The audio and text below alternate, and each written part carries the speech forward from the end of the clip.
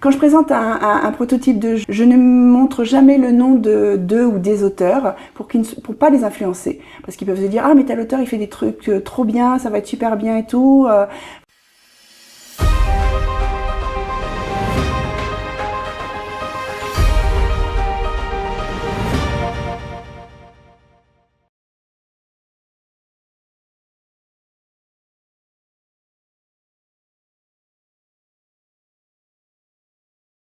Le 11 mai dernier, Djeko a signé avec Ludovic Maublanc, Théo Rivière. Oui. Est-ce que signer avec des auteurs reconnus, c'est valorisant pour un éditeur?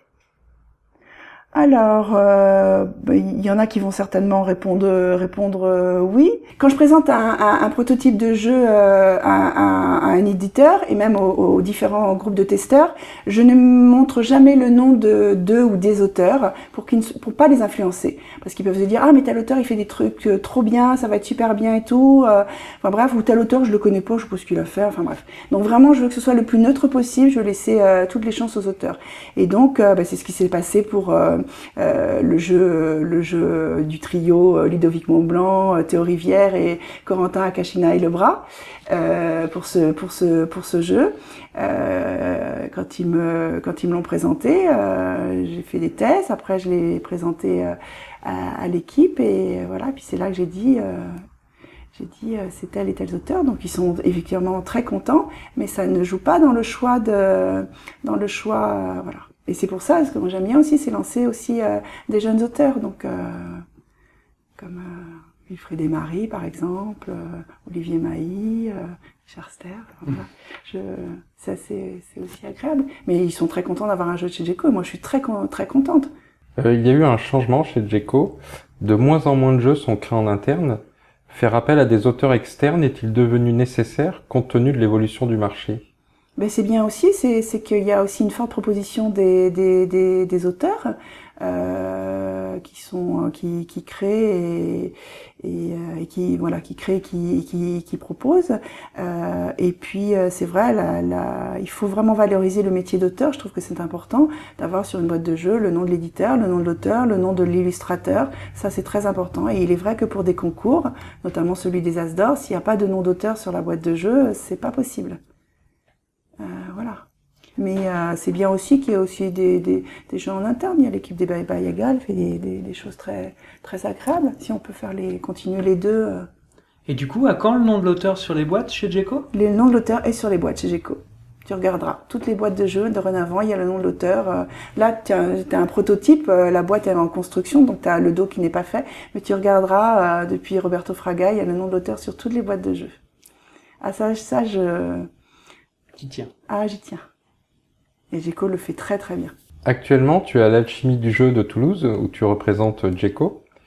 Qu'est-ce que ça veut dire représenter un éditeur lors d'un festival? Qu'est-ce que ça veut dire représenter un éditeur? Là, c'est surtout, il y a des jeux qui sont qui sont présentés lors de ce festival. Donc c'est voir si tout se passe bien, s'ils sont bien les jeux, si les animateurs maîtrisent bien les règles de jeu, s'il y a quoi que ce soit, savoir que je suis là pour expliquer, enfin leur venir en aide pour un plan de jeu, voir si les jeux sont bien mis en valeur dans le bon espace. Et puis je pense que c'est important aussi pour les organisateurs qui voient qu'il y a quelqu'un qui vient, qui c'est aussi créer du lien. Créer de l'humain, donc j'en reviens toujours même avec ce mot à la bouche, créer du lien et de l'humain, c'est important. Puis oui, de voir comment les jeux sont mis en valeur, comment les animateurs se les approprient et les mettent aussi en valeur, comment le public réagit. C'est important de voir ça. Enfin, je suis très à cœur me tient à cœur vraiment. Et puis ça me permet aussi de rencontrer des auteurs, des nouveaux auteurs, découvrir un festival. Ça faisait des années que je voulais venir, mais les dates ne concordaient pas. Et là, je suis vraiment contente. En plus, il fait beau, c'est très agréable, c'est très convivial, très chaleureux. Je suis contente. Pourquoi les festivals sont si importants dans le paysage ludique français? C'est aller à la rencontre du public.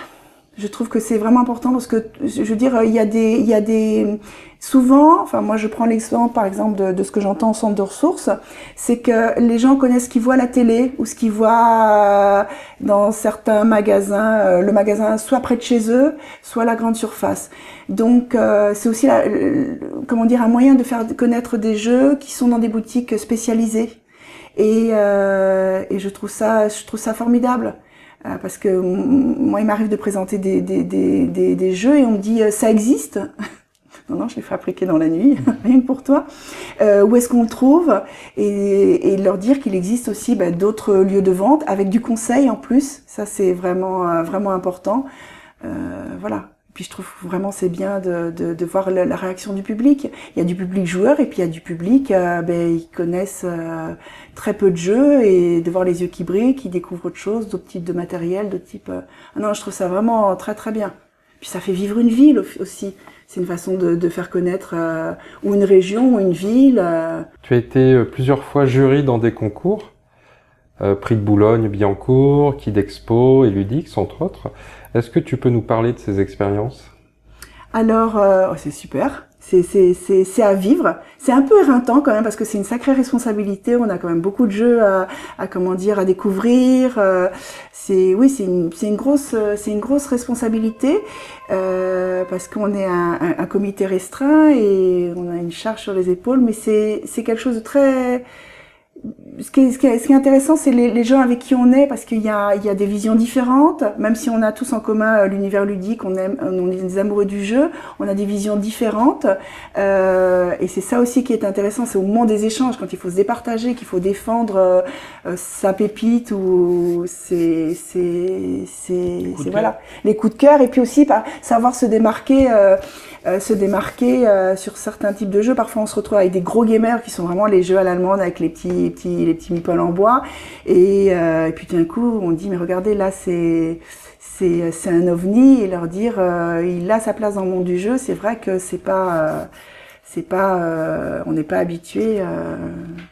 Je pense à ça notamment avec Dixit. Pour moi, ça a été la pépite. Et quand on a des gros joueurs qui jouent à des Wallace et tout, c'est vrai que c'est deux mondes différents. Mais de pouvoir les convaincre, c'est ça aussi qui est intéressant. Lia Sabine, merci. Oui, merci à vous. Et n'oubliez pas un petit clic, hein.